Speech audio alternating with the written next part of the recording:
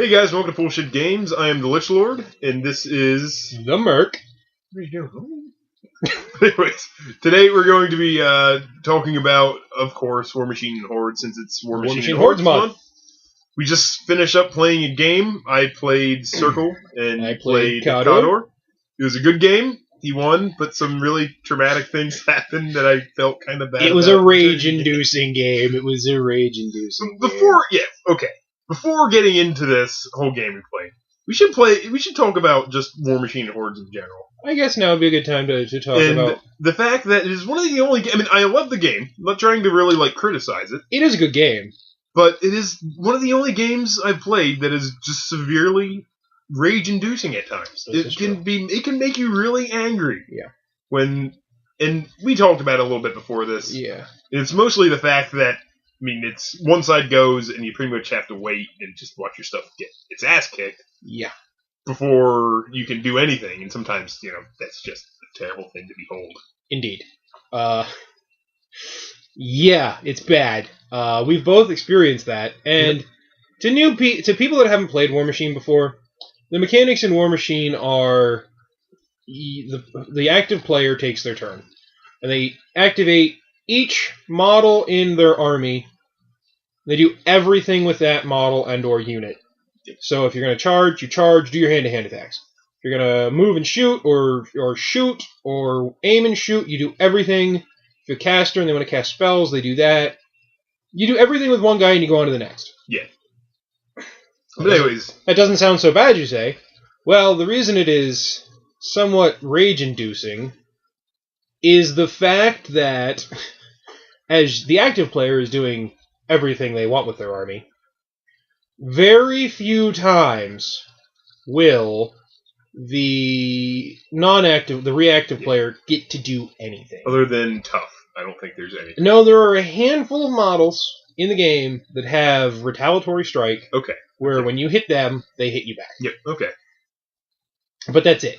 Yeah. So you sit there and it's usually whoever gets the alpha strike has the upper hand.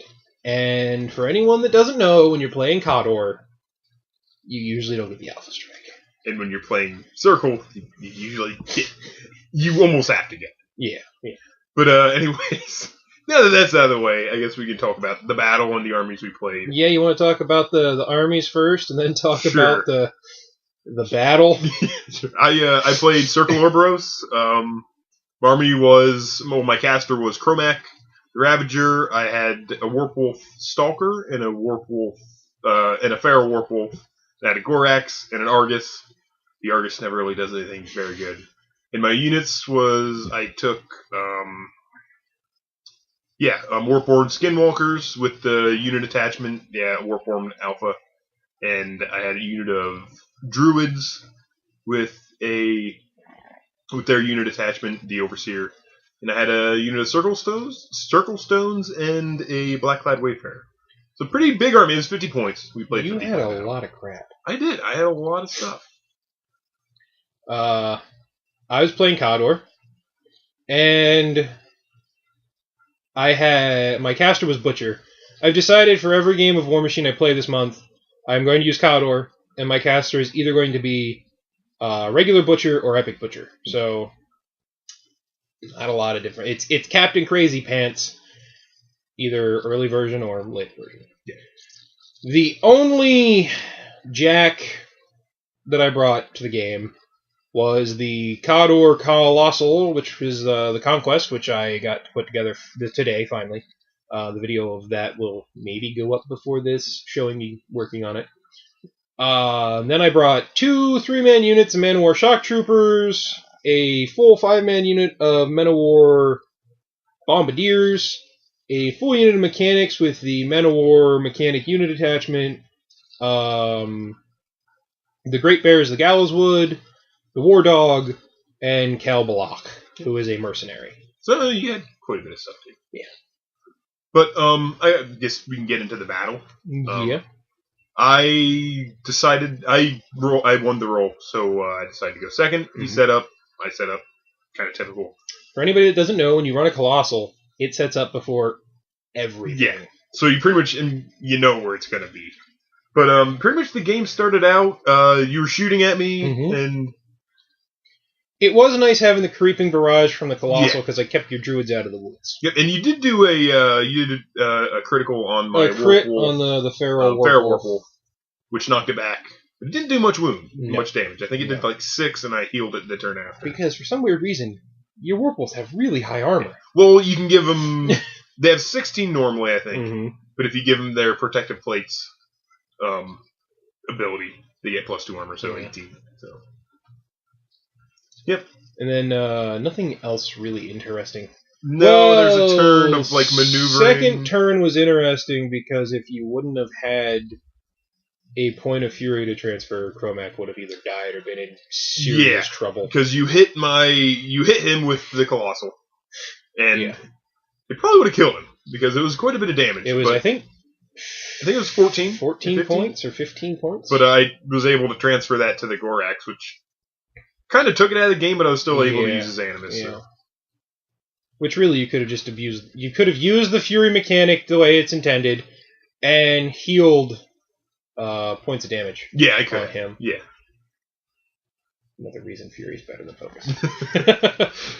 But that's a debate that then what was it? Turn 3? Yeah, there was turn 3 when everything just happened. It went so bad. So bad. I'll admit that during the start of the game, I was pretty nervous about the Colossal because it's a big chunk of plastic and metal, and it's scary. This happened. But I had range, anybody who knows Chromac as a caster, I was able to boost my Stalker and the Feral Warpwolf, and I charged and took those two, using all their fury, and Chromac in beast form. This happened. To take it out. And one turn. I was... I felt bad. And that goes back to, like, the rage-inducing part of the game. Yes. I think I feared for my life for a second. And, it's not that you get mad at your opponent, because... No, yeah. There was none of that. It was the fact that you just sit there, and as a Warmachine player, that if an enemy Warjack, like another Warmachine army's Warjack, would have charged your Colossal, it wouldn't have done nearly as much damage because it can't get as many attacks and boost as often. Right. But, it was a thing. It happened. Learned a lesson. Yep. It happened because I was nice. What? I was gonna put a line of guys in front of the Colossal. Yeah, that's true. You could have. And I didn't. Next time, there will be a line of guys, shield walled, in front of the Colossal. Because it's not going to slow the Colossal down at all. It only goes 4 inches. Right. But, after that turn, not much happened until the end, where I made a really crucial mistake. I did slaughter, all of your druids. Yeah, my druids got completely wiped out. That was not an even fight at all. The Great Bears are They're good. They are a 3-man hero unit. I think every army in Hordes and Warmachine has a 3-man hero unit, except for maybe the Mercs and Minions factions. But they have 360 vision, they get 2 attacks each, they can't be knocked down, they can charge through cover, they're tough, they have Weapon Master. Yeah. I think they're tough. I'm not 100%. I could be wrong. I think they are. I think they're tough. Sure. Yeah, they are. They're just a good all-around 3 model unit. Yeah, definitely. But yeah, the turn after the Colossal died, I was in a pinch because I wasn't really sure how I was gonna pull it back out of the jaws of defeat. And then... Yeah, I made a mistake. Well, I thought I could take out... He was riding the high of breaking my new toy. I was kind of excited. And I had... His caster was in the position where I could charge. Mm-hmm. Well, not charge, but get into combat with my caster. Mm-hmm. And my thought was, well, I think I can kill him. And I should have known better because you had like 6 focus you were camping on. 4. Yeah, you only had 4. And I had my 7 Fury, so I thought I had a pretty good chance. But the thing with I took him down to like 8. I think he had like 8 wounds left. But I should have held back and just waited. The thing with the Butcher is he's a beatstick. He really is. Yeah. And if he with the War Dog, which makes his defense, I want to say 16. Yeah. he's hard to hit, and if he's camping focus, he gets a really high armor, so he's really hard to injure. Yeah. And then when it came to be my turn, it was just pop feet and hack face. Yep. Axe to face. And I really should have just sat back because I kind of had the game in the bag. You did, sort of. It would have been interesting to see what happened, because I probably Yeah. still would have popped my feet that turn and cleared out a bunch of your infantry. Yeah. The thing is, there I still had the 2 almost unwounded Warpwolves running around. But yeah, made a mistake. It's part of gaming. That happens. He won. But honestly, it was an awesome game. It was a good game. I felt bad about destroying the Conquest. mean, part of me felt really bad. The other part was like, I have to be honest. I had no expectations it was going to live the entire game. Don't get me wrong. I had every expectation it was going to die. Right. But for it to die in one turn was a little soul-crushing. Yeah. You killed, like, that much of my soul. And when you have a tiny, dark soul to start with, that's a lot to kill. So I hope you're happy. I'm not. I kind of am. But there's part of me that feels like I said, I don't know. But ultimately, it was a really good game. I think the next time we play, I'm going to use Epic Butcher. Okay.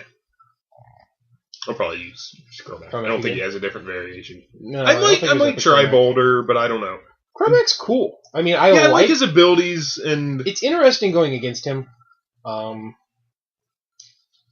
He's not as tricky. Like his Boulder big and Kaya. thing is like the one that lets you move after something kills. Yeah, I think it's Warpath. Yeah, that's a good one. But and he has a lot of upkeep spells, which is always good. You have anything else you want to add? I think that's it for like talking about this game. Yeah. Like I said, sometimes in this game, like it happened to you, a couple weeks ago, where you were just like, I'm done. I don't want to play anymore. It just started out real bad. I think I had a pretty bad week that week, too. Yeah. But still, I mean, it was just like, I'm done. I don't want to get that angry over a game. But the thing is, I'm sure this conversation will, somebody that's never played Hordes and Warmachine before be like, why would I want to play that game?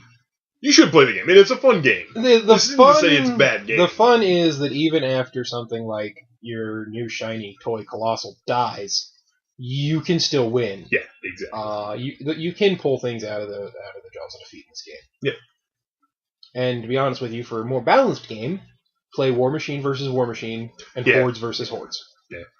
The mechanics they don't necessarily mesh well. Let's put it that way. No.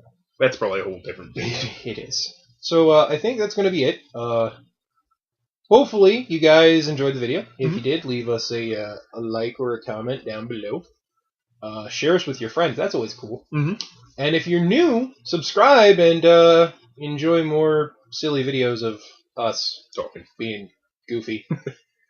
And we'll see you next time here at Bullshit Games.